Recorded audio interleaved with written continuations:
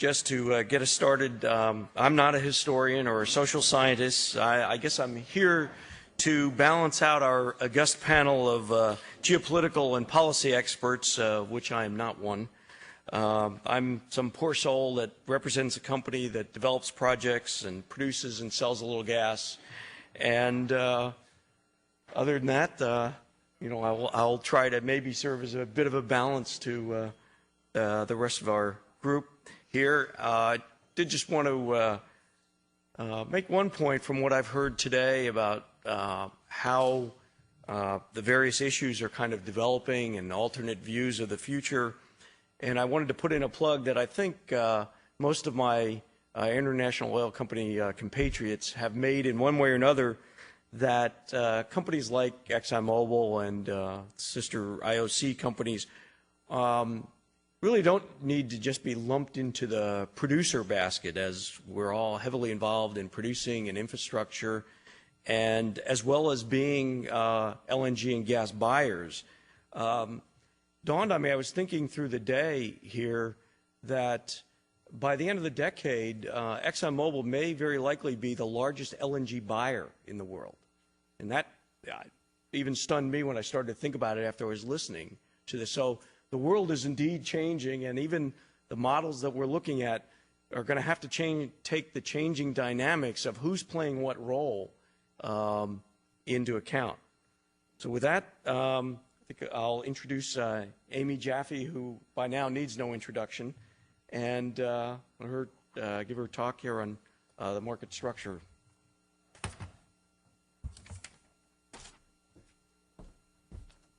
Well, this was a challenging subject.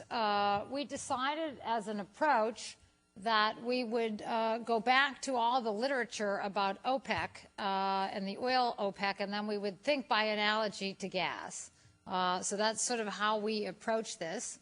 And we had a laugh because there's a voluminous volume of literature on whether OPEC is or isn't a cartel. And Ron and I were laughing that it's such a big literature that there's actually a literature about the literature. So, but we tried to really look at all the different models that people have used to sort of describe OPEC's influence in the market, and then think about what was the best framework. And I think that the framework that we really settled on was what we call the dominant producer model, which is you have a group that have a certain amount of percentage of the market, and once they have some influence on a certain percentage of supply, what would they do to control the market?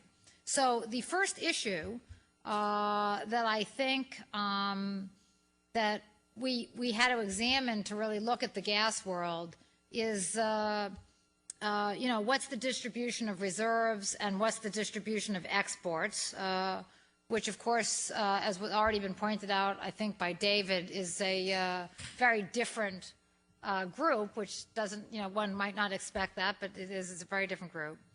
And then looking at those distributions both now and in the future to think about what that meant for security of gas supply and also cartelization. Now, when I go through the reserve and export distribution, let me just point out, because it's a little complicated, that the concentration issue for security is different in a way than the cartelization question, right, in gas. Let's see where my slides are. And I need a little more light here. Part of the reason is, if you compare oil to gas, is that actually on a reserve basis, and it's, actually the sort of common wisdom in the industry is that there's so much gas and it's so dispersed all over the world. It's not concentrated like oil. There could never be an OPEC, and we could never have a gas supply crisis the way we do with the Persian Gulf. And actually that's not true. Really, when you play with the statistics, the gas reserves are actually much more highly concentrated than oil reserves, which you can see from the sort of giant lavender of Russia put together with the brown of Iran and the yellow of Qatar. And then look at the, God, we're really testing my age here. Even here on the computer, the blue, light blue of Saudi Arabia and the yellow of Iraq and the brown of Iran.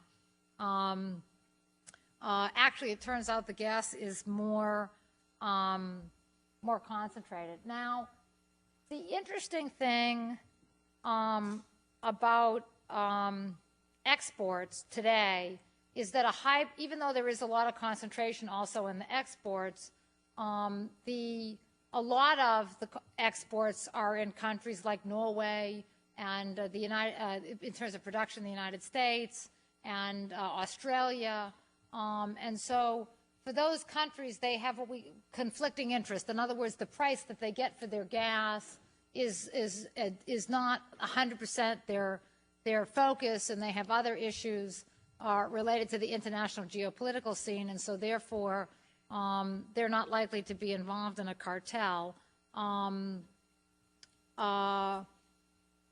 But if you look at the size here, for example, of the largest player, Saudi Arabia is 25% of oil exports, and Russia is 30%, right? So, and then if you add in the different players, as we make a forward forecast, you can see that the gas is going to be actually more concentrated, could be potentially down the road more concentrated than oil is today, and even oil will be in the future. The other point, though, about gas, when you talk about just security of supply basis, when you look at the concentration of oil resources in the Middle East, either on an export basis or a reserves basis, I mean, the Middle East is one area, it's contiguous. There's a sort of a presumption in the market that if you have, based on history, if you have a negative event in one country in the Middle East, the disruption can spread to other countries in the Middle East. In gas, you have these two production areas, these two huge production areas, which is the Middle East and the former Soviet Union. And so therefore, from a supply security point of view, as we go out to worrying about the as import market coming from these more distant sources, there are really two physical centers, the politics of which shouldn't influence each other. So from just a pure security point of view, the distribution is more favorable in gas.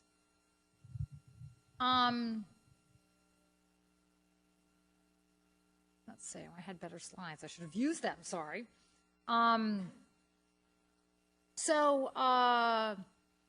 So here are the basic statistics in terms of the reserves. And as I mentioned, for gas, 36% of the gas reserves are based in the Middle East, but that compares to 65% for oil. So as I say, it's a little preferable. Now, let's talk about cartelization. It's a little bit more complicated. What are, based on the study of OPEC, what are the conditions for an effective cartel? And of course, this goes beyond the oil literature to any kind of cartel. So we talked about share of the market. The group must be able to agree on production quotas or capacity controls. And I mentioned capacity controls, especially in this context, though we haven't seen that as much in oil. Because when you talk to people privately, because publicly everybody says the gas forum has no intention of being a cartel, but when you talk to people privately, the focus is to think about, could we get together as a group and systematically order projects in such a way that we could have a target price and maintain it by not bringing on new trains or new pipelines until there was market growth that would keep us at our target price. And I think that was part of the focus of those groups that are inside the gas forum that would like to see cartelization. That's kind of the plan that's been eared. So now the question is, to be effective cartel, you have to be able to prevent cheating, and that's because if you're having a cartel and everybody else is going by a production allocation or holding their capacity back, and you yourself are the only one who cheats, of course you gain tremendously from the higher price provided by your competitors, right? And so if you don't have an enforcement mechanism, then you won't be functional. And I think one of the interesting things we've seen in oil, really in recent years, is Saudi Arabia has presented this credible threat. So the first time the credible threat was introduced was in '86 when we had we're going to have a price war and drive out non-OPEC. Didn't quite work on non-OPEC, but the lessons learned from that experience, some would argue, were applied to Venezuela in 1997, 96 and 97, when Venezuela announced that it really didn't care about OPEC anymore. They're inviting the industry back and they're going to 7 million barrels a day. The result of that quote-unquote cheating or that break in agreement on capacity expansion was that there was a major price war. It led to the change of government in Venezuela, so we're not quite sure in a way what might have happened to the cartel had the Venezuelan government not changed, and perhaps would they have cried uncle, or would they have continued with their plans? I guess we can't know, but that's an interestingly good paradigm to think about in thinking about the future gas world. You have to be able to prevent new entry. You have to have inelastic demand for your product, because if people can go switch and use something else, and again, I think one of the speakers have already pointed out that gas has a lot more substitutes, especially in the electricity sector, than oil does in the transportation sector. And so it's going to be harder to make a cartel in gas than in oil for that reason. You need to have a low elasticity of supply for non-members, and that has to do with how many non-OPEC producers do you have, and what's the barrier for them to bring on new fields. And you should have a small number of members, which we know from watching the OPEC group over the past 20 years, making quota agreements with a large group of countries that have different political interests can be very, very difficult. It's not so difficult for them today because we've had this sort of breakdown in capacity expansion, in my opinion, partly because of U.S. sanctions policy, and partly just because a lot of the countries have had their own internal financial problems, and they've invested more in social programs and less in their oil fields, and so we've kind of grown, OPEC's sort of grown out of its clothes, so to speak, and they don't have much spare capacity. So when we take those basic parameters and we look at how it applies to gas, we definitely have concentrated reserves, we have concentrated exports, but part of the picture that we see today really reflects an underdevelopment of gas activities abroad, not so much in the United States, but abroad. And the question is, as we're all talking here about the development of these new projects that people have, our opinion is that there will be many sources, many smaller sources, and the model kind of pushes this, many smaller sources of supply that can come online in increments, say over the next decade or decade and a half, such that it would be very hard for OPEC to do it either way, which is to either try to pull a cargo out of the market to influence a particular market, or the more longer-term thing, which is to just hold back capacity, is not going to work because there'll be some little player there that can take the market. And of course, the case studies show some very good evidence of this, both in the case of Algeria, which decided that great case study by Mr. Ball, where he examines the fact that the Algerians had a floor price for Boston, and they weren't going to sell unless the market met their floor price. And some very creative group of businessmen came along, figured out that they could sell into this Boston market and take the market from Algeria if they could just figure out a technological way to get their costs down, and they accomplished it. And Algeria lost that market. And so we've seen examples of that in the market, and also with Russia when they've Gazprom has had an ambitious price. and have had to deal with competition from Norway or from North Africa. So I think that for the foreseeable future, it would be pretty difficult to achieve that. And then, of course, if you look at the members of the Gas Forum, it's a very large group, just in terms of how many different countries are in there. And, of course, we heard Minister Atiyah say this morning that he's not interested in being part of a group that would constrain production. So to get it's 13 members, 1 observer, to get everybody on the same page where we're all going to hold back our projects, even in face of projects coming out from the fringe, I think it'd be pretty hard to do. Now, the long run gets to be more interesting. And as the model sort of spit out numbers for us, there does seem to be this balance where, depending on how you tweak your scenarios, you can either have a tremendous amount of Russian gas coming to the market or a tremendous amount of LNG coming from the Middle East. And you have the Russian pipeline system playing this arbitrage role between Europe and East Asia. Now, the question becomes, if you're Russia and you're in say you're still Gazprom, I mean, it's hard to predict 20 years from now, but say you're still Gazprom and Saudi Aramco is still Saudi Aramco, and NIOC has sort of control of the oil companies there in terms of being able to impose quotas. There is this potential. We have this huge group that are going to be providing the incremental supply. We're going to have worked off the competitive fringe, and they will have this great temptation to start to say, let's coordinate how we bring on projects more slowly and take a rent. And the constraint will be competing fuels. So here's sort of our model supply projections for 2030, and you can kind of see graphically some of the pie pieces together. And if you go from the light green down to the blue of Iran, which is sort of close to the red of Alaska, not the blue way over that's Africa, you can see that it's a huge portion of the market. So the question becomes then, what does that mean for public policy, consuming country public policy?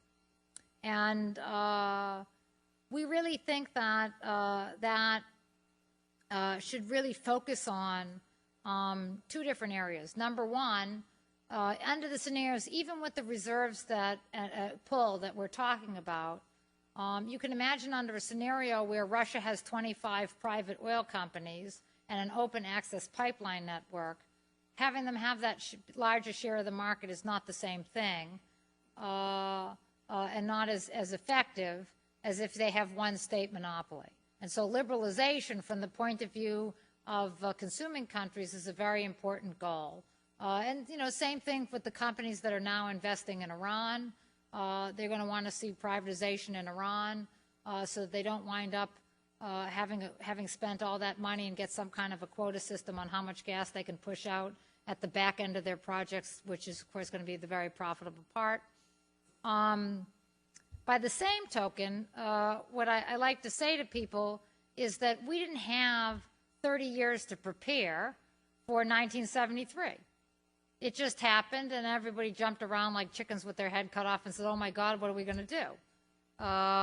This group of countries has leverage over our economy, and we're uncomfortable with that. What do we do? What do we do? Well, we have 20 years or 25 years to think about this question. And we do know that the elasticity for demand for gas is not as intransigent as oil in the sense of substitution.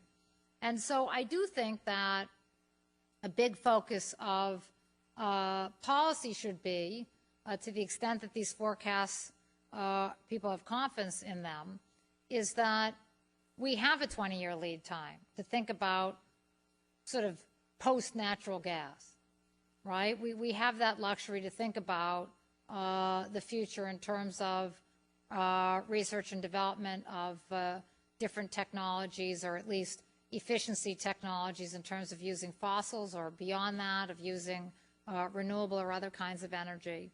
And, you know, now's the time to be thinking about those, because in terms of a science basis, dollars spent today in scientific research in universities and even in the national labs is a 20-year prospect.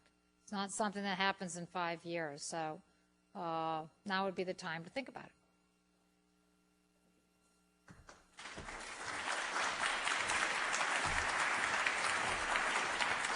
Okay, thank you, Amy. I'm sure that's going to engender more than one question when we get to the Q&A, including some I have. I'd like to introduce next Martha Alcott, who is the Senior Associate at the Carnegie Endowment for International Peace in Washington and a Professor Emeritus at the Department of Political Science at Colgate University. Comes to us as an expert in Central Asian affairs, and will take this talk next.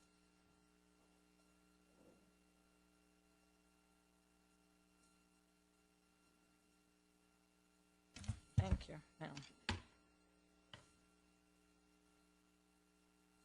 Now, all I'm doing here is putting up a map. So you see my title, and you should get my map next.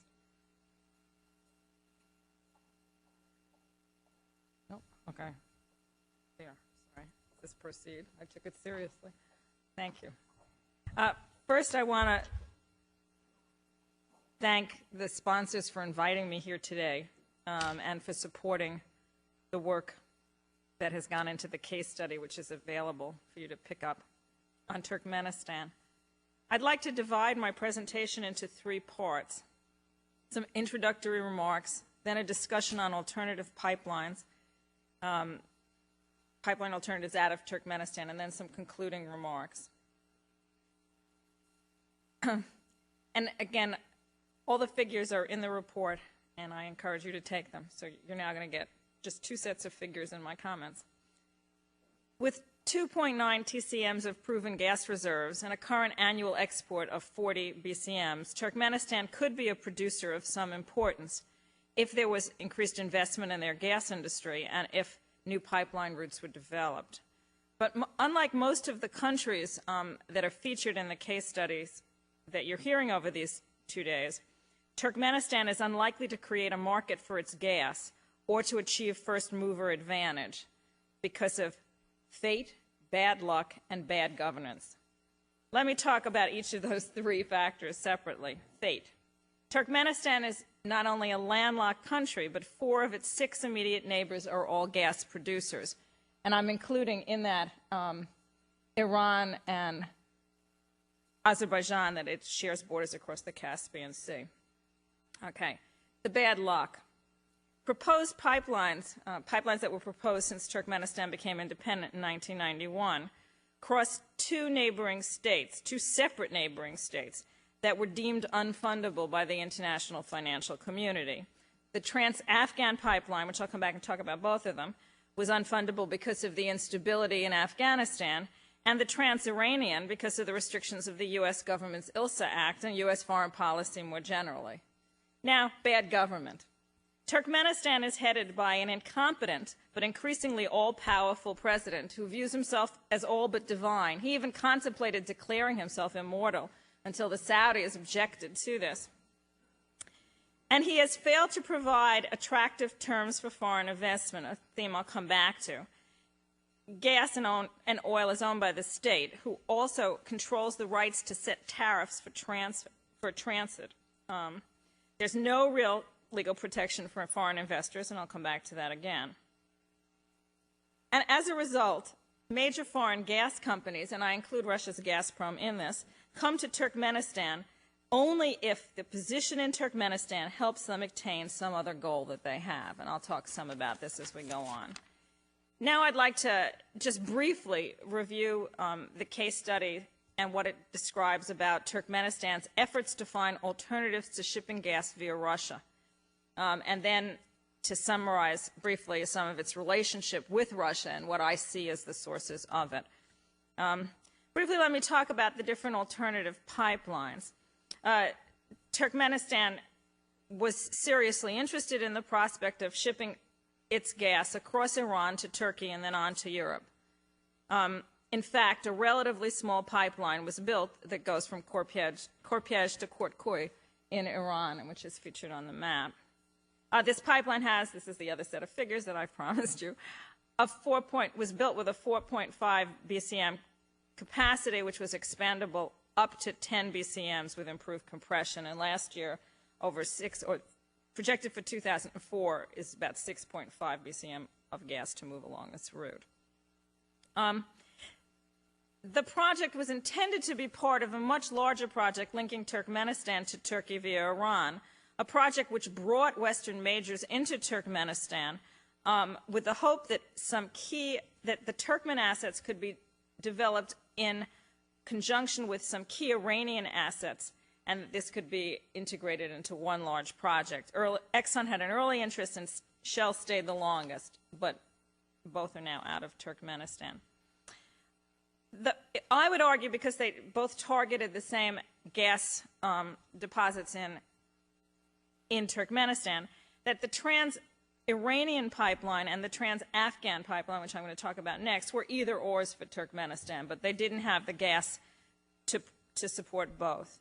There was great interest at the same time as this talk of the Iranian pipeline. There was great interest in shipping the bulk of Turkmen gas, or a large part of Turkmen gas, across Afghanistan and onto Pakistan, and then hopefully in a better world than the one we live in, onto India.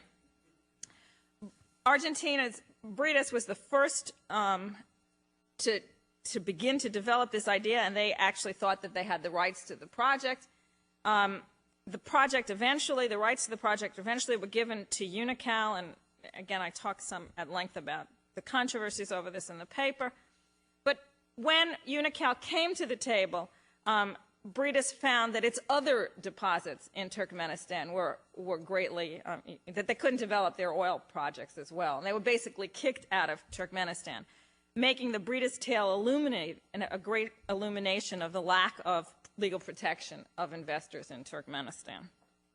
The Unocal Pipeline project faltered due to Afghanistan's deepening political crisis. Unocal, among other things, learned that bin Laden was using this as a base, and this was in a period when bin Laden was beginning to attack U.S. assets abroad. And equally important, I would argue, Unocal also became convinced that the oil project, and there was to be a parallel oil pipeline going through Uzbekistan and Kazakhstan as well, linking oil from the three countries up together for export to go to a port in Pakistan, that the oil project had become less viable. And that oil project was really, to Unocal, was critical to the profitability of their general Central Asian operation. Now, in post-Taliban Afghanistan, the Asian Development Bank has revived this project as part of their Afghan reconstruction project. And I'm happy to take questions about it, but it doesn't really have to do with the flow of how Turkmenistan has messed up, so I'm going to leave it for now. The third option posed, alternative to Russia, was Turkmenistan's participation in the Trans-Caspian gas, in a Trans-Caspian gas pipeline, which the U.S. was interested in developing as part of the effort to develop oil and gas pipelines to go from Baku through Georgia and on to Turkey. But even though it signed some initial agreements with the letters of understanding with Turkish partners, Turkmenistan showed little real interest in participating in this pipeline, and the BTC and the BT Erzurum project has since identified alternative sources of gas and potential sources of gas. This, in the end, forced Turkmenistan back to Russia. And now I'm going to talk briefly about the Turkmen-Russian relationship, which is one that has fascinated me, actually, since independence.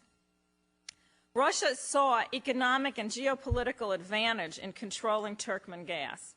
Turkmenistan served as a source of cheap gas for Russia to use in trying to keep the Ukrainian and Georgian markets under their control, which they did by trying to manipulate the debts of both places and non-payment for debts. Giving the European market, giving Russia access to the much more lucrative European market. Russia, and especially Gazprom, believed that they had natural proprietary rights to Turkmen gas, and I'm happy to talk about that separately later on, if there's interest, either at the questions or if we have no time later on at cocktails. And this was really very different than their attitudes towards the gas of Azerbaijan or Kazakhstan. Russia assumed this because of personal ties with some of the Gazprom people and their expectations of the ability to profit from gas. They expected to make their personal fortunes on Turkmen gas. And they saw the vehicle to do this. They believed that the vehicle to do this was something that they formed called Turkmen Russia gas, which was a dual-state entity. And when it collapsed, in part because of Turkmen objection to it, it collapsed in 1993 for all intents and purposes, Russia and Turkmenistan went to year-by-year agreements. And if David talked about how difficult it is to figure out the cash, the pricing on Russia's gas, well, figuring out this barter-cash relationship is even trickier. It's basically half barter, half cash. But the calculations on the nature of the barter are done by the Russian side, and they price the goods that are provided as well as the technical assistance. And the pricing works to the benefit of anybody engaged in the trading of these barter items, which the president of Turkmenistan, as well as a number of prominent Russians, are reported as doing. But when this year-by-year pricing collapsed fully in 1998, when the Turkmen ceased, the Turkmen refused to sell their gas to Russia that year, effectively. And in 1998, the Turkmen export dropped to 2 BCM. There was very little consequence at that point to Russia because they were cutting off supply to various non-payers in the CIS. But long-term, there would be consequence to Russia of being denied Turkmen gas for sure. In 2003, a new long-term agreement was negotiated between the Russians and the Turkmen, in which between Gazprom and the Turkmen, but really between Putin and Niyazov, legal relationships and reality really kind of clash in this point, which promises that the Turkmen will be able to market their gas through Russia according to global market terms in 2007, although it creates no mechanism for deciding what global market terms will be defined as. And the agreement is actually quite important because it's part of Putin's policy to control Central Asian gas, to become the dominant factor with all the Central Asian countries in helping them export their gas. And this is, again, part of his policy to maximize Russia's ability to control access of CIS gas to the European markets. But as others have said today, it's unclear if Gazprom will have enough access to capital to make the necessary improvements to maximize their control, to maximize the legal position that they're now currently developing for themselves in Central Asia, given how much demand there is for capital in the unreconstructed Gazprom. Now, I just want to turn to the conclusion for my last few minutes and talk about the lessons from the Turkmen experience for other landlocked countries. Turkmenistan did not have many cards to play, but the ones they had, they've played very poorly. Largely because the decision-making process in Turkmenistan is really headed by a sociopath who heads the country. And there's no nicer way to describe him. I'm sorry. And I want to make 3 points here. One, Turkmenistan could have diversified its economy to make itself less dependent on gas, and on the exporting of resources more generally. Instead, it increased its dependence on gas and the export of other raw materials, cotton and oil, rather than reducing it. Opting out of the reform and privatization of agriculture, which employs the majority of the population, or the development of a light industry sector. And this was a real option for Turkmenistan. Two, Turkmenistan could have created more attractive terms for investment through creating greater legal protection of property, through reforming its state-run oil and gas sector, and through creating a mix of private and public ownership in that sector. Instead, Turkmenistan's leading economic reformer, who I will leave anonymous here, an architect of a very comprehensive reform program in the energy sector, is living and working in the U.S. and has adopted a modest persona to protect family members that still live in Ashgabat.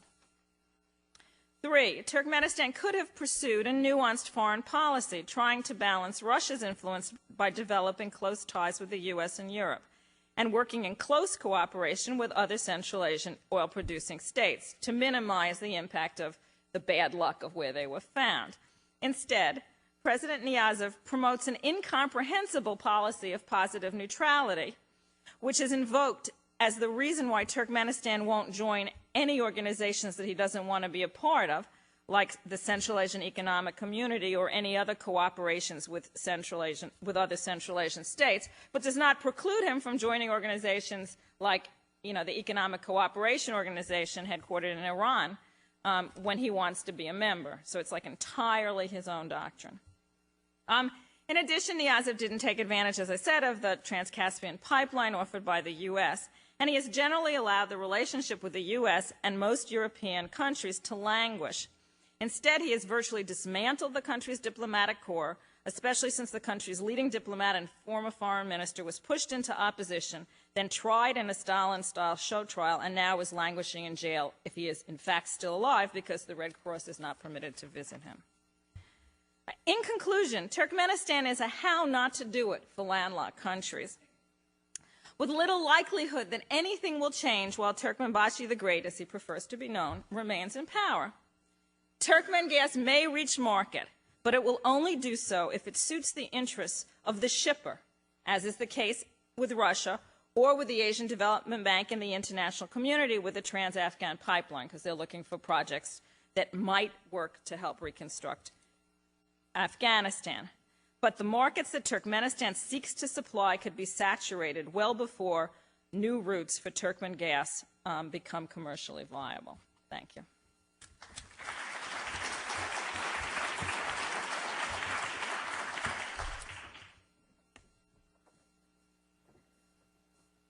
So, Martha, I assume when we're done, you'll be taking invitations for investment opportunities in Turkmenistan?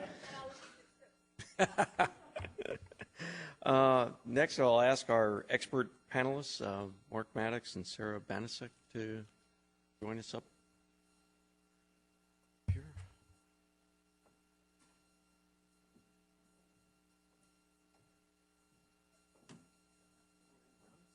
Wherever you like.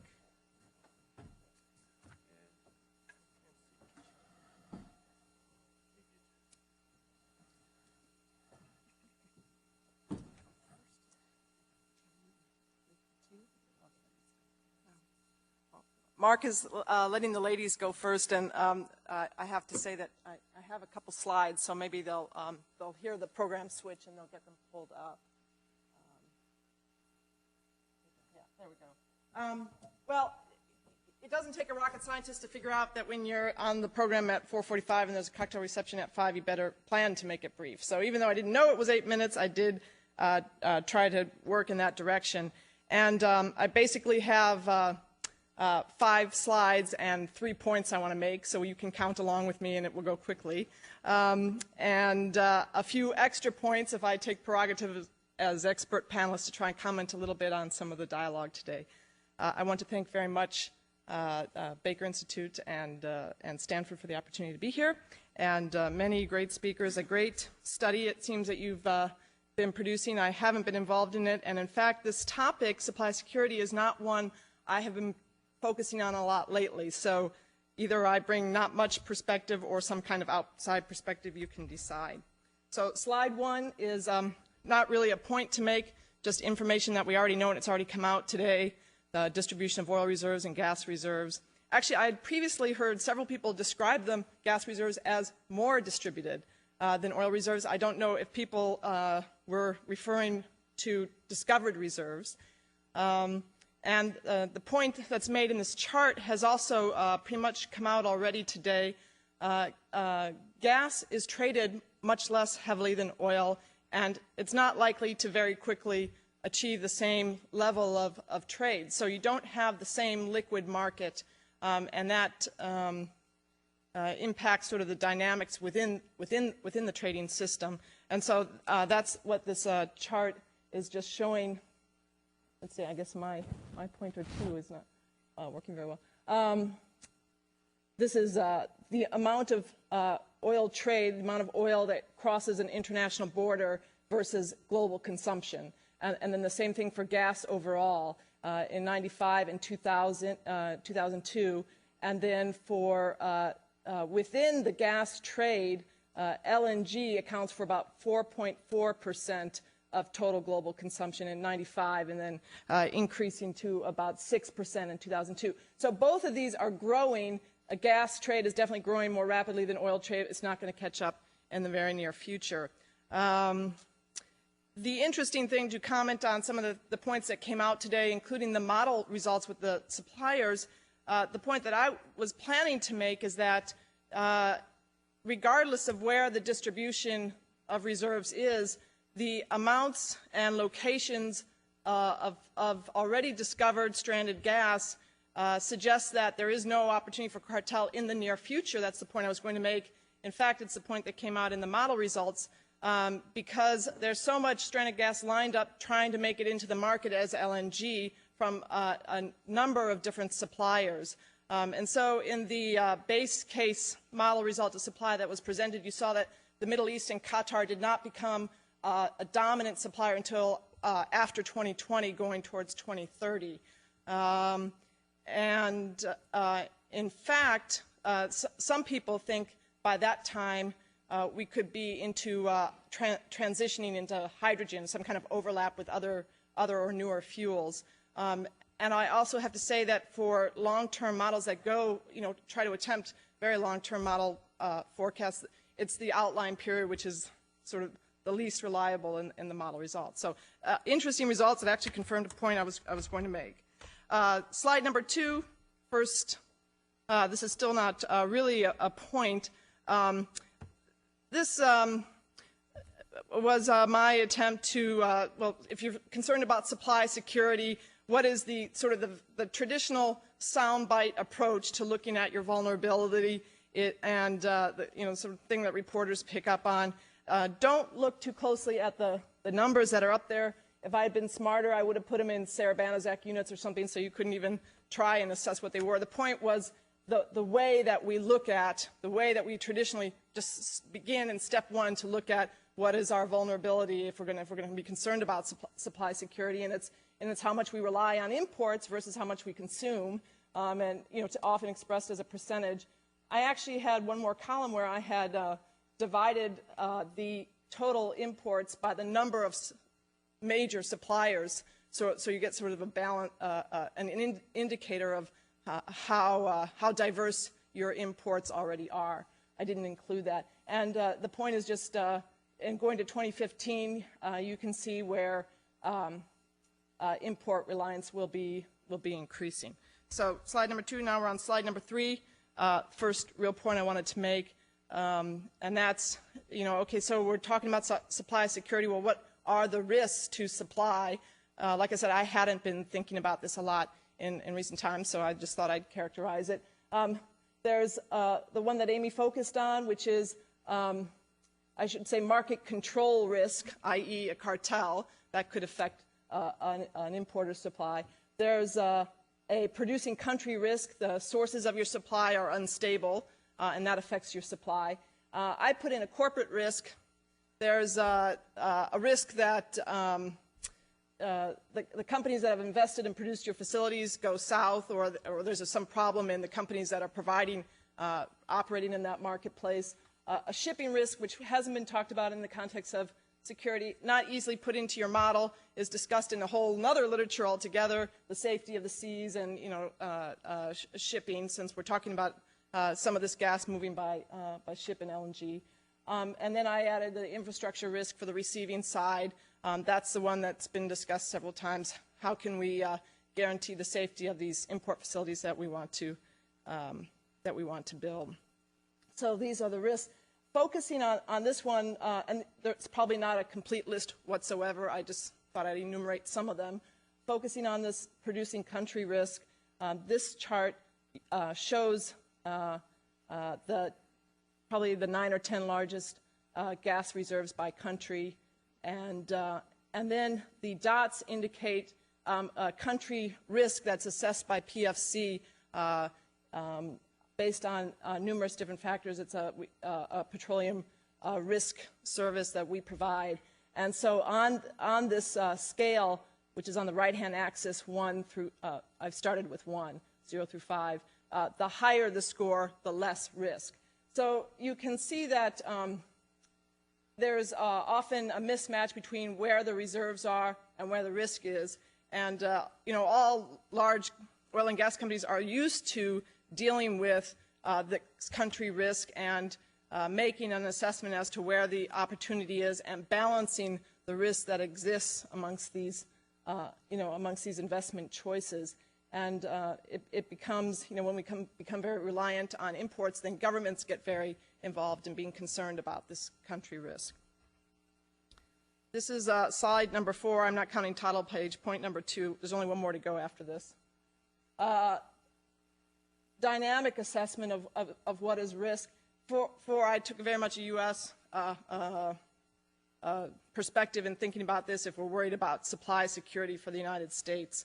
And the point I want to make is that if we're importing more LNG, we're not just a country that is importing increasing amounts of LNG is not just becoming reliant on the market. It is most likely also impacting the market depending on the volumes. And that's what this chart is trying to demonstrate. You have, I took world trade of LNG and I just assumed it grew at a steady 7% per year. And then these blue triangles, which on the right-hand side show the percentage of the LNG trade that the U.S. imports would occupy going forward. And this is this forecast is pretty much EIA's latest AEO, but I may have moderated it some according to my own views. So the point is that increasingly, if we're building these terminals, we're importing LNG, we're also occupying a much larger part of the LNG world trade, which brings me to the map. The U.S. is in the middle of the Pacific Basin LNG trade and the Atlantic Basin LNG trade. This is the largest market, regional market for gas in the world. It has the largest pipeline system. If, in fact, we do build terminals, even on both the east and west coast, we become a link in what has been two segregated markets and provide an opportunity for promote the development of a world gas price in the way that we have a world oil price. So the point is that if you're looking at a forecast and you're trying to assess supply security, you're looking at rising imports. The importer may be impacting the market and affecting the supply security situation that you face going forward. So I believe, one more, sorry. Slide number 5, third and final point. Supply security may not always be the right question. How did we become so reliant on all these imports? And I put a Greenspan quote up there. I think we've had enough Greenspan quotes today already, so skip that. This chart is the capacity additions in the power sector historically. It may be hard to read. Goes all the way back to 1960 up to 2002, and then from here forward is projection. And so you can see this huge amount of natural gas-fired capacity that we added in the United States in just the last few years, much of which is not being used today, a point that already came out. And my point is that there's an inherent tension potentially that exists between governments and markets when you're considering supply security, because the way to balance security and or risk is diversification, is maintaining diversity within the fuel sector. And the industry could easily focus on the least cost option and is easily pushed towards concentrating on gas, or at least it was in our recent history.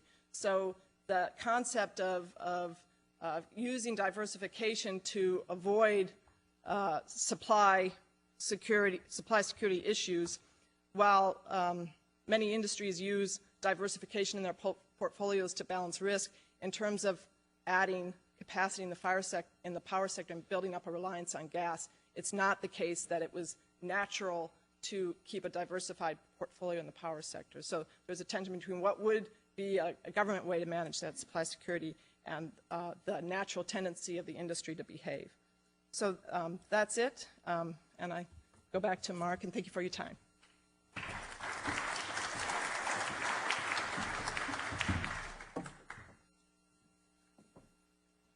Thank you very, very much. Before I get started, I want to acknowledge Sally Cornfield, who's speaking tomorrow.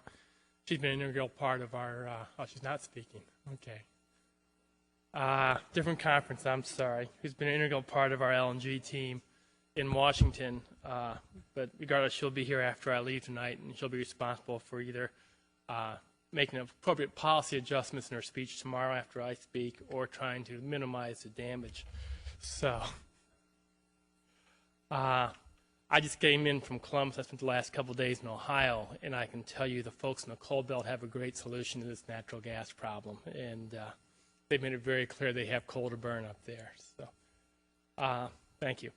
While there's a great deal of discussion about how quickly LNG is or is not likely in the U.S., the impacts of energy security seem to have been taking a bit of a back seat in this debate over the last year or so, as we've quickly leapt to the LNG is coming conclusion.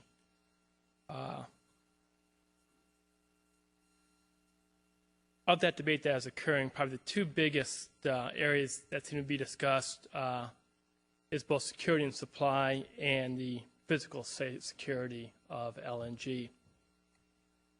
In regards to supply, I think I would argue that the model everyone tries to compare LNG to is the oil model, and how that compares to the LNG model for supply going forward. I would argue there's some fundamental differences. Probably the first and biggest is that unlike oil, which many nations simply nationalized in the 50s, 60s, and 70s, after external private sector investment, usually at a consuming nation's encouragement, developed infrastructure and brought the supply online. The investment criteria, investment model you see now, in most cases, is a joint partnership with a consuming nation or a producing nation or a producing nation's national energy company. As a result, because both sides will have significant capital at risk in this endeavor, you will see a much more disciplined production and delivery approach than you currently might have and had during the restructuring of the oil industry in previous years. Second, the fact that most of these projects come on tied to a receiving structure, and that it's so important that you have both production and receiving coming line in tandem, I think you will see natural balance between supply and demand, simply because they must go hand in hand.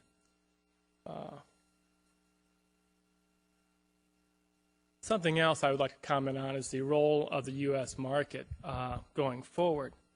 You're seeing a huge amount of capital being expended, and you saw some of the numbers Sarah put up, and I'm sure other speakers put today, about the U.S. share of the LNG market. I would argue that that the U.S. entrance in the LNG market and the creation of this market will spur capital investment throughout that will be beneficial to worldwide market creation. Most of these projects are aimed at the United States from producer companies. Most of the investments being made overseas are being made with the idea that they will eventually be landed in the United States. However, if you look closely, many of these agreements do not require 100% of produced LNG to land in the United States. Usually it's a 60, 70% requirement and a base load cover in the United States, with another 30% being made to take advantage of other markets or arbitrage opportunities. Something to note on the earlier comment, though, I want to go back to quickly, is that the concept, though, that nations or national energy companies are supplying partnership capital also has implications for poor nations with natural gas supply, and whether they will be able to put together the financial package that truly attracts outside investment. And that's going to be something to be watching with interest going forward, is how that is structured with poorer nations.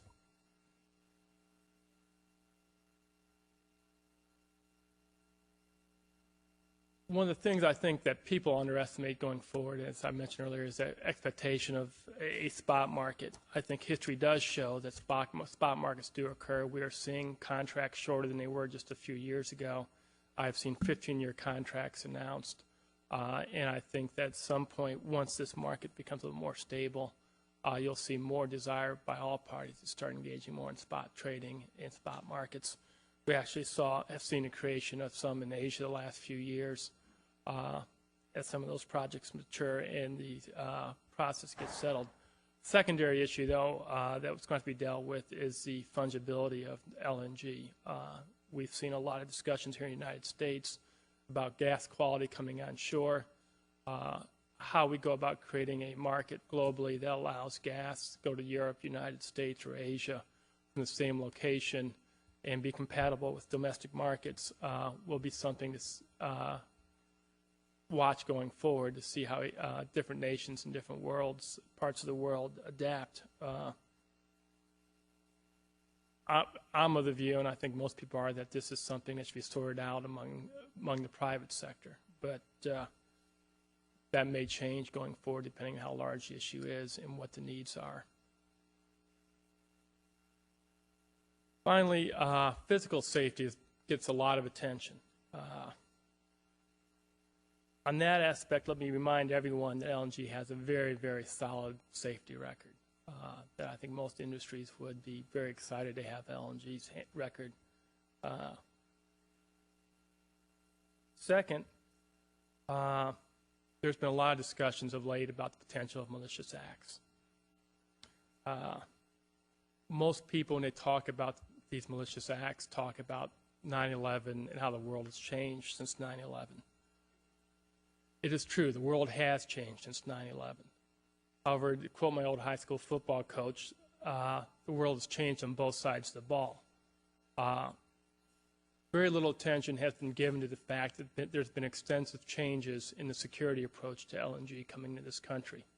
Some of it's been publicized, in Boston and other ports where they talk about Coast Guard boarding and inspection of vessels to escorts into the harbor, security perimeter, stopping traffic, and among other techniques. There's clearly been much more done that has not been publicized. And I can also say confidently that all of these efforts are all constantly being refined and adapted and updated to preclude any type of malicious act.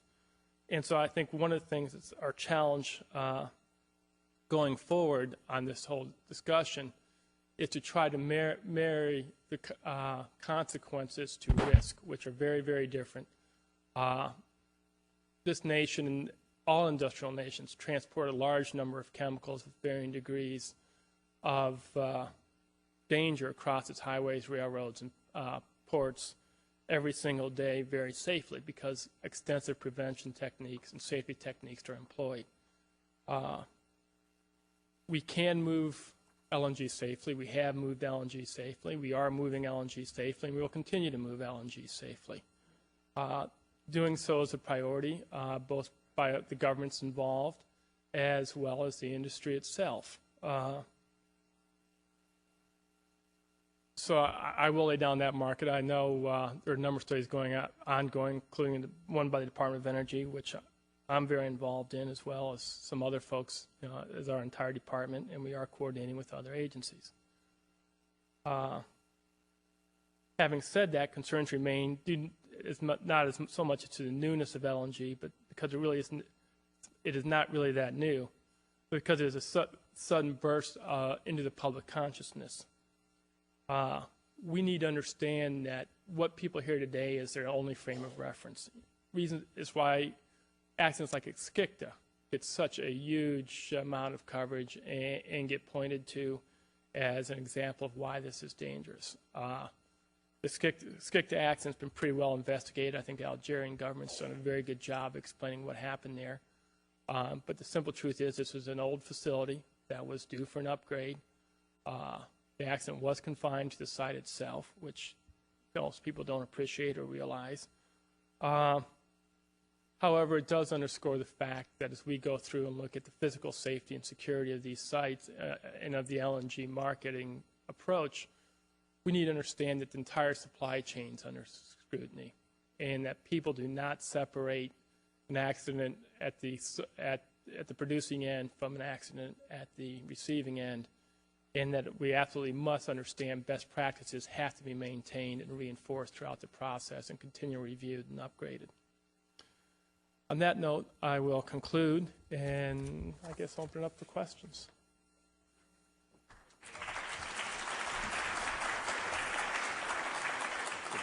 Thank Mark and Sarah. I think we got a little bit of different perspective there than maybe we've gotten through much of the rest of the day. We can ask our previous speakers and authors if they'd like to come up just to entertain questions. I think we've got in the program 15 or 20 minutes or so for questions, and there are a few, so come up to the mic and fire away. If you want to address your question to anyone specifically or general, feel free.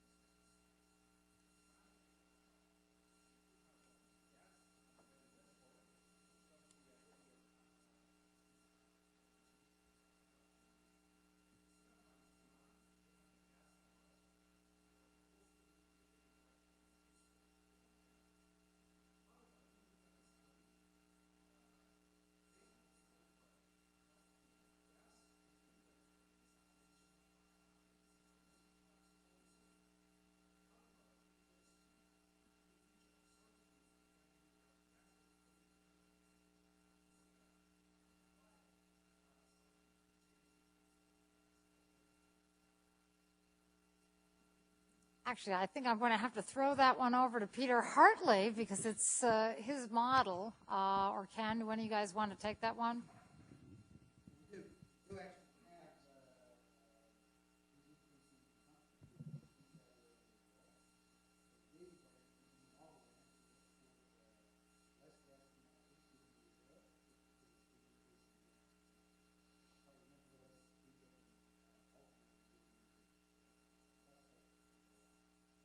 Thank you very much. I forgot to declare my name, Takeo Suzuki from the Institute of Energy Economics, Japan.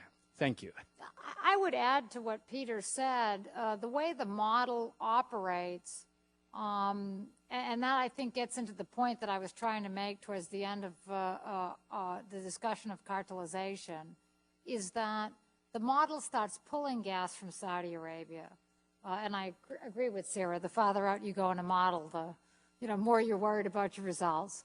But it starts pulling the gas from Saudi Arabia because it's running out of economic places to pull the gas from.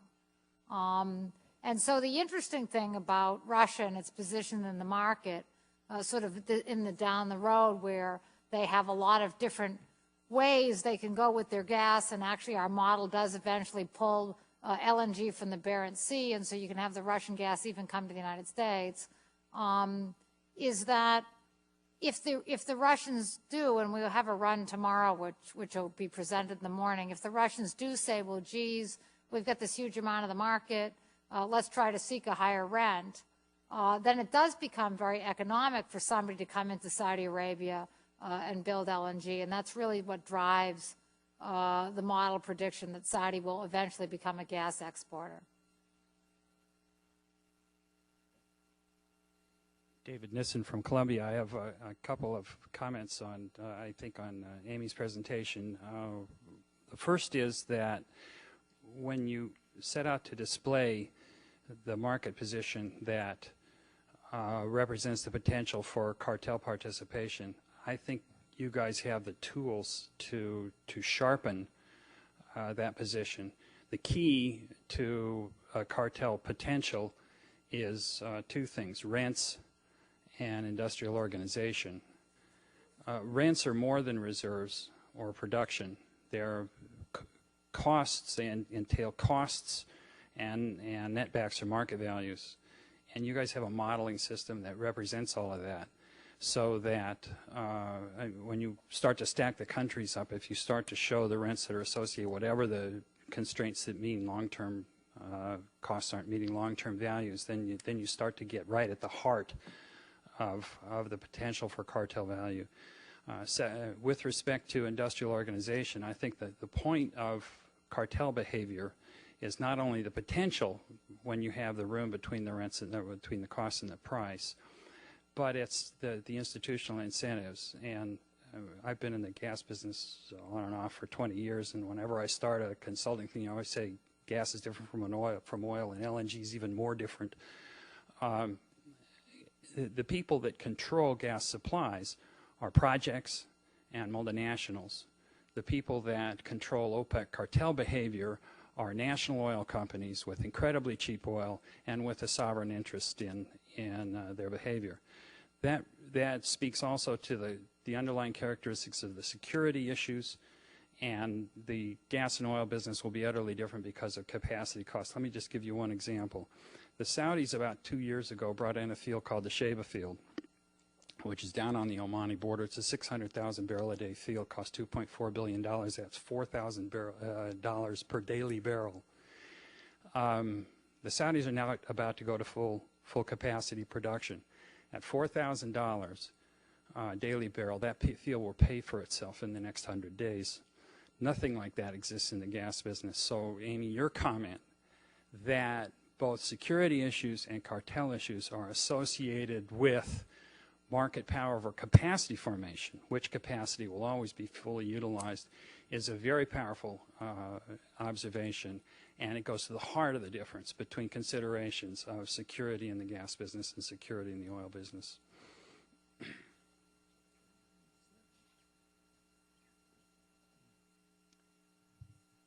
Well, I guess I would say that I certainly agree with you, and there is, of course, a huge gap between the margin for someone selling oil when it costs them $3 to produce and the price of oil is $41, and the kinds of scales that we have in gas. And of course, we all know it's a 50 to 20-year payout period in gas, and as you say, the payout period in oil can also be much shorter. But I still think in all, if you come to a setting, and we see it already, you know, as I mentioned with Gazprom and how it's behaved as it's tried to carve out markets in Europe. You know, imagine Gazprom with the ideas and attempts that it was making in Europe. See, David, I'd pull him into this, but if there hadn't been Norwegian supply. In other words, if you were building the, you know, Belarus connector, and you never had the threat of saying there was Norwegian supply, and you never had competition from Algeria coming in, possibly coming in to East Europe through Italy, then the whole negotiation for what the price to Germany would have been could have been completely different, right? And so just to say, well, it's gas and it cost them a lot of money to get there and it takes a much longer time to get a payout, I mean, all those things are true. But in the end, if you have the power to enhance your rents by holding back capacity, I mean, you'll be in a position. It's not an altruistic situation where you're going to sit around and say, well, oh, geez, that might be bad for somebody else. Ron made a comment to me today at lunch, and we were just thinking about the fact that we'd had a lot of different public statements, and even the public statements when the gas forum has gotten together, they keep saying they're not interested in being a cartel, they're not really a forum, they're not really a producer group. But as Ron joked to me today at lunch, he says, when does a cartel ever say it's a cartel? They don't announce they're a cartel, right? And indeed, for years, and Ed Vorse can confirm this, the OPEC Secretariat used to call PIW and tell us we weren't to refer to OPEC as a cartel, that we should call them, quote unquote, a producer group. Anyway, that's sort of my general comments. If maybe I can just build a little bit, I think, on David's comments, and also Mark raised it. I think you have in the gas side two other constituencies that are much more important that may make turning the spigot on and off in gas much more difficult than in oil. One is you have the bankers who are funding these projects, the cost per barrel equivalent being so much higher in gas, in infrastructure, and LNG, aren't going to stand very long for the spigot being turned on and off, and they're not getting paid. And also, the partners of the national oil or gas companies, because of the cost of these, there are international partners in most of these projects, perhaps unlike a lot of the oil production. Same way, they're not going to stand for the spigot being turned on and off more than once or twice before the whole game changes. So I suspect this is a much more difficult, thing to put into place from a practical point of view than it is for oil, just because of the financial hurdle and who all the other players are and what their vested interests are. To say, you can do it once, but the second time around may be the end of the game. Well, and indeed, the case studies really show that. I mean, I can say this because I don't see Minister Khalil out in the audience. The reputational problems that Algeria suffered from its several attempts to sort of fork up the price because they thought they had leverage has really cost them market share. Both case studies. The Trinidad case study shows that, and the Italian-Spanish case study shows that. So there's no question that that's a constraint, and there's no question that at this time there isn't a producer that has LNG technology capacity, and so you're not going to get a Saudi Aramco doing it itself and making decisions by itself. On the issue of the bankers, the case study actually show that issue as well in several different ways, because one of the other people who can gain rents in this game, of course, is the transit country. And as the Russian case study showed very nicely, when these bypasser countries that the Russian gas had to go through decided that they would try to gain rents by cutting off supply, they had the European financial community put them under pressure, and I think the institution of the EU in general put them under pressure, because to the extent that they had other interests in relating with the EU, it was a structural consideration that they can't afford to alienate the German banking community and so forth, and a lot of that was tied up together. So I would agree with that. But again, in a world where the resources will eventually be developed, and you can imagine a world where, and I can't remember who made this point, one of our questioners did, where okay, Qatar is not going to have, but in time frames we're talking about, Qatar's not going to have any oil left, right? But Iran and Saudi Arabia and probably Russia will still be big oil players, and you do have the substitution effect between the two commodities. So when the OPEC heads of state got together in Caracas, a lot of people who were at the scene at the time said that Article 9, I think it was, we cite it in the paper, where they talked about sustaining the market demand for clean oil and gas, or environmentally friendly oil and gas, I guess they meant as opposed to coal, that the reference to both oil and gas, given the fact that you were at a heads of state OPEC meeting, was a clear indication that they understood the connection down the road between the competition of those two fuels, and that the oil members of OPEC felt strongly that they weren't going to let a Qatar go out and just take their market share by gas. And there is that tension inside sort of the oil OPEC. So it's not a small issue. The other thing on that particular issue of Qatar comes out in the Qatar case study, which unfortunately is not quite prepared, but I have all the materials. And one of the things that comes out, if you look at the history of Qatar's foreign policy and these projects, Dolphin and Qatar Gas and Ras Laffan, is that Qatar started to pursue a policy of courting the United States in the 1980s. And that this isn't something, when we moved our military facilities there a year or so ago, that was the culmination of 2 decades of planning of a diplomatic initiative by the Qatar government, and that part of the motivation was really to sort of get out from under the Gulf umbrella. They're a tiny country. They have no say in oil. They wanted to make themselves sort of an independent center where their security could be of interest to someone. on the basis of other than oil, and gas was a great play for them, right? It accomplished a lot of things for them in terms of making them important to the Japanese, which is an important ally of the United States. It made them important to foreign companies. It gave them an income stream that Saudi Arabia couldn't affect. And so those were a lot of motivating factors for them. And there is going to be, I think, down the road, this tension between those players that are solely gas and those players that are gas and oil.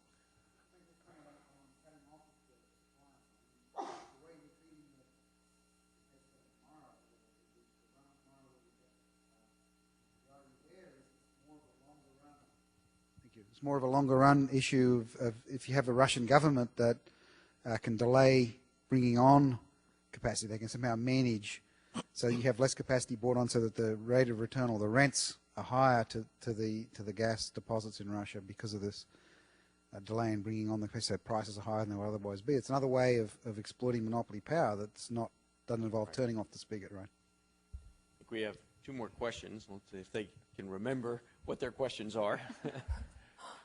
Jim Jensen, Jensen Associates. Amy, if you are basically saying that certainly in the short term it's very difficult to have an OPEC-like cartel for natural gas, I'm in agreement, and I'm suspicious about it for the long term. But I think it's important to look at several different features of it. First of all, the real question of concentration of reserves is not reserves, because obviously the United States has big reserves. The question is the concentration of reserves that are exportable, that can be placed on the market readily. Now, in that sense, you take out, you get what I always called exportable surpluses, and you've got to figure out what's potentially available on the market.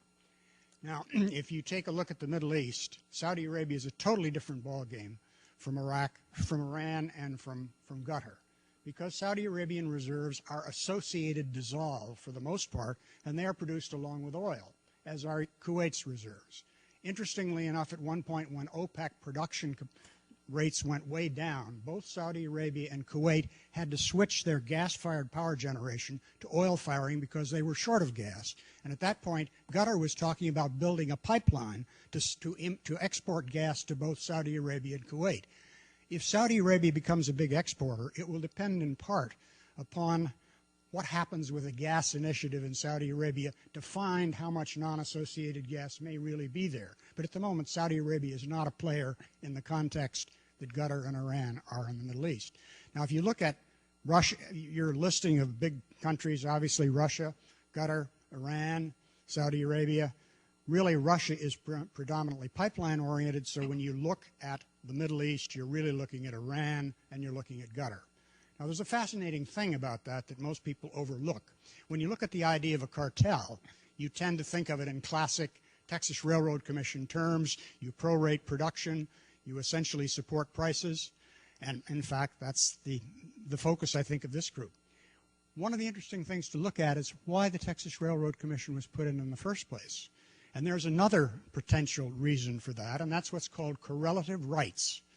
If you have an environment in which the surface is owned and the mineral rights are owned by the same people, and you essentially have a large reservoir that is split up among various producers, in effect, you have the ability to have competitive drainage one to the other. Now, that was very much a case in the United States where we had individual leases. Most of our reservoirs were essentially controlled by multiple companies. What we did in many states was had compulsory unitization. California, for example, had that. It said, passed regulations that said you treat the reservoir as a unit, and the individuals in the unit essentially pool their reserves, create an operator, and he operates it as a unit. Texas, with its own sense of individuality, would never have anything to do with that, compulsory unitization, so they developed the Railroad Commission to prorate adjoining leases. And so, in a sense, you have two different models of how to protect correlative rights. The fascinating thing about Iran and Qatar is that they share the world's largest gas reservoir, known as the North Field on the Qatar side, known as South Pars on the Iranian side. Now, the Iranians have other gas, but what you're saying is the two players who have the big reserves in the Middle East are sharing a reservoir. And if you say, okay, it's adjoining leases, one lease is known as Qatar, the other lease is known as Iran, what you have in terms, and incidentally, 4 reservoirs heavy gas liquids, retrograde condensation, which means if you screw up reservoir management, you affect ultimate recovery. In sound reservoir management terms, you ought to have a unit in the Middle East, in between Iran and Qatar. Now, I shudder at that thought, but in fact what you're saying is if you adopted the California or Alaska model, you would essentially pool the reserves of the two countries, you'd create one as the operator, maybe it's Qatar, and it'd run both of them together. If you had the Texas model, you'd essentially use OPEC quotas to decide how you do it. Now, if you wanted me to bet that that's going to happen, I wouldn't take your bet, because the politics currently are not that. But in fact, we're looking at a situation in which some of the compulsions are to move in that direction. We're talking a long time frame. And how that plays out, I don't know, but it's a fascinating scenario when you start talking about OPEC-like terms. Yeah, that is actually a very interesting point. Let me take the first part, and then I'll leave the second part to Ron. Just to be clear, we did actually, and if you go into the paper, you'll see the tables. We did look at export share as a percentage of world demand in really thinking about, as Sarah pointed out, which that's really what you want to look at. And because my slides were so dark, I couldn't really see those figures. I didn't read them out, but they're in there, and there's a pie chart like that. The second point, though, I really want to emphasize, because we looked at both things. When we originally started the paper, we were thinking that Qatar would serve like Saudi Arabia as a swing supplier, and if somebody got too aggressive in the market, say the Russians got too aggressive in the market pushing out gas, they'd come in and push their train to the capacity limit and punish somebody in the market, or maybe they could hold some cargoes back for a period of time to stabilize the market. And, I think Larry made the point, and Ron too, that, when you have a lot of sunk costs, it's harder to do that. So that's a constraint. But that was kind of what we were thinking of. But when we went, I actually took Ron with me to the OPEC meeting. We went and met with some of the ministers.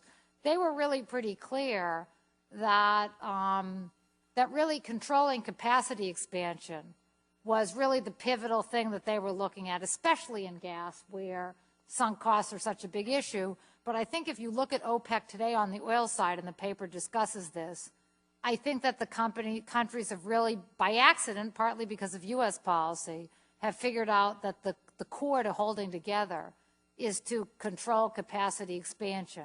And Dermot Gapely from NYU, we can't take credit, has done an econometric study on this, and he kind of shows, I've seen him present it, this very interesting thing where you sit here today and you say, everybody in OPEC is at this end of their spare capacity. We have a $41 oil price. The IEA is projecting that they need to increase production by 20 million barrels a day and spend the following, $30 billion or whatever the IEA estimate is. And if you were those countries, why would you do that?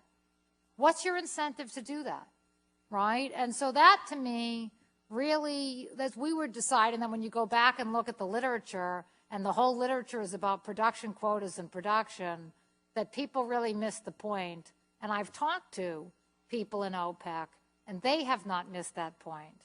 And then the question becomes, which Larry pointed out, is which countries have a lot of private investors and which ones don't. So Nigeria, for example, just pushed aside their oil minister because he was deeply committed to OPEC. And the president has a different attitude about the market and his relationship with the United States and the markets in the United States, and he wants to increase capacity. And that breaks him with OPEC. And so they had to change their minister out to implement that. So that's where I think sort of the critical difference. Now I'm going to leave it to Ron to talk about the... Well, I was just actually on the unitization. I'm, of course, very familiar with that story, but it's, of course, interesting that what turned out to be the benefit from a technical point of view of optimizing the exploitation of a resource when you have multiple owners, people eventually, of course, learned how to turn that around and lobby for import quotas. And as you know, during the 60s, the U.S. Domestic price was substantially higher than the world price. Money makes strange bedfellows, and people will cooperate when it's in their mutual interest. Back to this issue of cartel and so forth, I think as Peter Hartley made sad and reference to the Gately piece that Amy referred to, the idea is here is to increase your rents. And the world oil market has not developed in a way that the cheapest resources have been developed first, right? The OPEC countries, possibly by accident because of all the cartel, all the sanctions against them, which have prevented capacity from expanding, partly because they have nationalized the industry, and there wasn't a lot of free entry by, there was no free entry by private firms. But the fact is, by constraining the rate at which the capacity of producing this cheap Gulf oil increased, you pushed expansion and development in the more higher cost fringe, right? And so you drive the price up because the price is determined by the cost of the marginal producers, and you can increase the rents of the firms with a very low cost product. And I think what we're suggesting here is that for the foreseeable future, there's just going to be a lot of firms out there with lots of gas, and the Russians, either by themselves or in concert with one or two other countries, might not be able to follow a similar strategy. But it seems to me that as you look forward and many of these small other resources get developed first, you could foresee a time when, by simply holding back, in effect, I guess tomorrow Ken's going to make a presentation where he might just simulate one of these examples to see if it works. If the Russians were to hold back in combination, say, with the Iranians or the Qataris, whatever, again, force production to meet the demand to go out to more marginal, higher cost suppliers and basically increase the rents. That's the sense in which there's a cartel power, right? Is that by reducing your output, you bring in more marginal producers which command a higher price in order to make them available. That increases the rent for you. This is on the assumption, of course, that you have the lower costs. I think we've had one very patient questioner. I promise I'll be brief. But I think my comment that I had before is just as pertinent to now. My name is John Dunlop, and I'm with Intersea Transport, and we are a compressed natural gas, or CNG, marine transport company.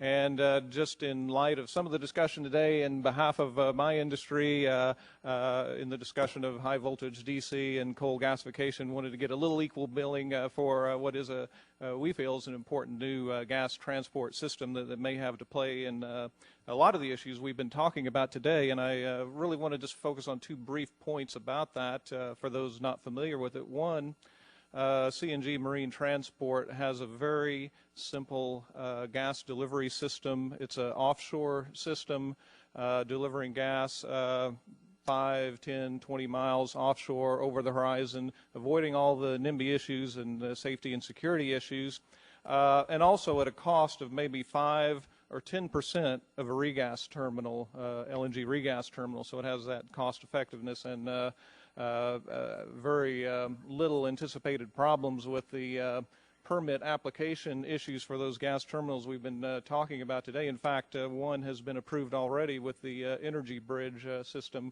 which uses the same offshore simple gas terminal system. And the second point, just to hopefully put in people's mind that this is a technology and a new industry that is here and now, and is a little bit of news in about 4 hours. I guess it's about 3 hours now since I've stood here. Unocal and Intersea will be announcing in Manila what would be a major, our proposal for a major CNG import project into the Philippines, which would be could be one of the first project of this kind in the world. And so just to demonstrate that that is here now, and Peter, I hope that this sort of solution, which is not intended to replace or compete head-on with LNG, it's not that size, but it is significant, and it is here now. Okay. Thank you. I think we wrap it up. Do we have any information we want to give about cocktails and dinner? Let me just say that we start tomorrow a little later because all the panelists are going to be tired from today. So we begin at 9 a.m., same place. And we do have a cocktail reception now for all of our guests. So we've all earned a drink from a great day of discussion and exchange of ideas. And we look forward to seeing you all back here tomorrow.